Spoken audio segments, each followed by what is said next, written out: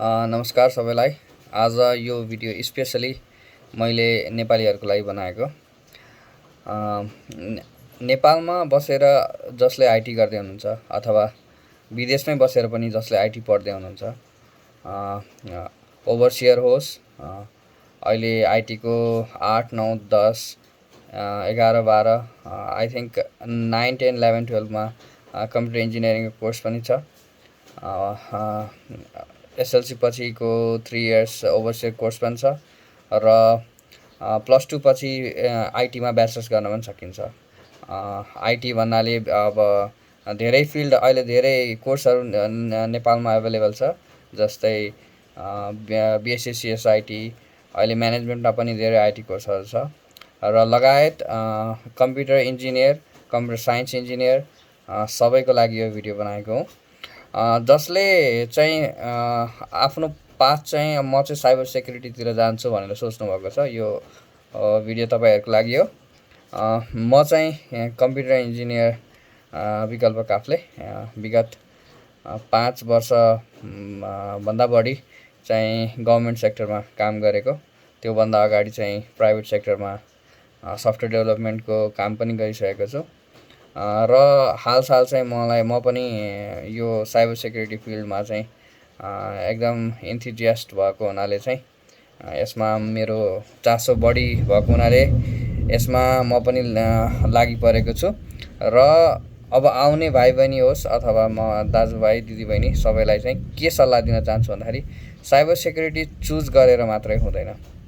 तपाईँहरूले cyber security आफैमा एउटा ठुलो पाथ हो, एउटा ठुलो डोमेन हो साइबर सेक्युरिटी, जसमा चाहिँ धेरै कम्पोनेन्ट्स, धेरै आइटीका धेरै प्लेटफर्महरू, धेरैहरू मिलेर चाहिँ साइबर सेक्युरिटी बनेको छ। जस्तै नेटवर्कका कुरा भए, नेटवर्क सेक्युरिटीका कुरा भए, कम्प्युटर सेक्युरिटीका कुरा भए, अपरेटिङ सिस्टम सेक्युरिटी, होइन, आइओटी, होइन, आइओटी डिभाइसहरूको सेक्युरिटी लगायत सबै ग्याजेट्सहरूको सेक्युरिटी, अनि भनौँ न कम्प्युटरको सेक्युरिटी, सबै कुराको डिजिटल प्लेटफर्मको सेक्युरिटी लाई कसरी सेक्योर गर्न सकिन्छ, ह्याकरहरूबाट कसरी जोगाउन सकिन्छ, कसरी चाहिँ बेटर वेमा चाहिँ कम्प्युटर सिस्टमलाई चलाउन सकिन्छ, सर्भरहरू कसरी राम्ररी इफिसियन्टली मेन्टेन गर्न सकिन्छ, ह्याकरहरूबाट कसरी बचाएर राख्न सकिन्छ, यी कुराहरू चाहिँ साइबर सेक्युरिटीको अन्डरमा पर्छन्।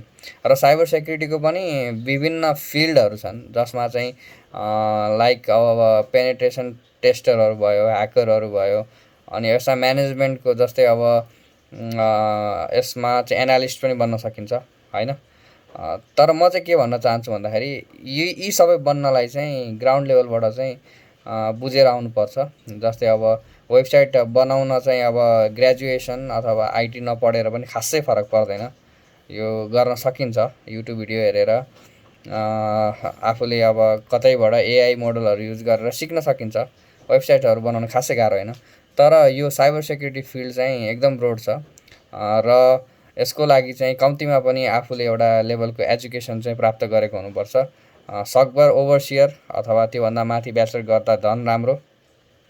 र यदि तपाईँहरूले आफ्नो यो फिल्डलाई, साइबर सेक्युरिटीको फिल्डलाई चाहिँ एकदमै मनैदेखि नै मन पराउनुहुन्छ भने चाहिँ म के सल्लाह दिन चाहन्छु भने तपाईँहरू चाहिँ पहिले वेबसाइटहरू कसरी चाहिँ बन्छन्, होइन, वेबसाइटहरू कसरी सर्भरमा डिप्लोय हुन्छन्, होइन, के समस्या आउँदा रहेछन्, त्यसको लुपहोल्सहरू के हुन्छ, ती कुराहरू जान्नुपर्ने जरुरी हुन्छ। नेटवर्कका कुराहरू जान्नुपर्ने हुन्छ, होइन, नेटवर्कका धेरै कुराहरू, आइपी एड्रेसदेखि डोमेन नेम, होइन, सेक्योर सेल, टेलनेट, यी धेरै अन्य विभिन्न कुराहरू छन्, होइन, टनेलिङ, यी सबै कुरा जान्नुपर्ने हुन्छ। राउटिङ कसरी गर्ने, यो नेटवर्कका कुराहरू पनि एउटा पार्ट हो यो, है, साइबर सेक्युरिटीमा जाने। यो नेटवर्किङ सिक्नु पऱ्यो, अपरेटिङ सिस्टमका कुराहरू सिक्नु पऱ्यो, होइन। अनि अगाडि बढ्दै जाँदाखेरि अब विभिन्न सर्टिफिकेसन्सहरू पनि लिन सकिन्छ। अब अरू चाहिँ भनेको चाहिँ अब सिधै चाहिँ म साइबर सेक्युरिटी पढ्छु, ब्याचलर सकेर म मास्टर्स गर्छु। मैले चाहिँ धेरै साथीभाइहरूलाई पनि देखेको छु, जसले चाहिँ साइबर सेक्युरिटी पढ्छु मैले आइटी ब्याचलर गरेँ भनेर चाहिँ होमिएर चाहिँ गरिहाल्नुहुन्छ र पछि गएर त्यो पाथ चाहिँ यो त मेरो लागि होइन भनेर छोडेको देखेको छु मैले। त्यही भएर यो साइबर सेक्युरिटी आफैमा एउटा ठुलो सब्जेक्ट हो। त्यही भएर सानो सानो कम्पोनेन्ट सिकेर होइन त्यसमा एक्सपर्टिज हुने, जस्तै अब नेटवर्कमा काम गर्ने, नेटवर्क रिलेटेड कुनै प्राइभेट सेक्टरमा होस् अथवा गभर्मेन्ट सेक्टरमा होस् त्यहाँ काम गर्ने, अनि आफूलाई चाहिँ हल्का अपग्रेड गर्दै जाने, नयाँ नयाँ कुरा सिक्ने। अनि अब यसमा अब धेरै कुराहरू हुन्छन्, सेक्युरिटीका कुराहरू, प्याचेजहरू कसरी गर्न मिल्छ होइन, यस्ता कुराहरू सिक्दै जानुपर्छ। फाइनली के भन्न चाहेँ भन्दाखेरि साइबर सेक्युरिटीको पाथमा लाग्नलाई तपाईँहरूले नेटवर्क एकदम जान्नुपर्ने हुन्छ, अपरेटिङ सिस्टमको बारेमा राम्रो नलेज हुनुपर्छ, अनि लिनक्सको पनि कमान्ड राम्रै हुनुपर्छ है। अनि अब यहाँभित्रका कुराहरू सिक्दै गएपछि त अब धेरै कुराहरू छन्। फलो गर्नु होला मलाई, म यसमा रेकमेन्ड पनि गर्नु होला।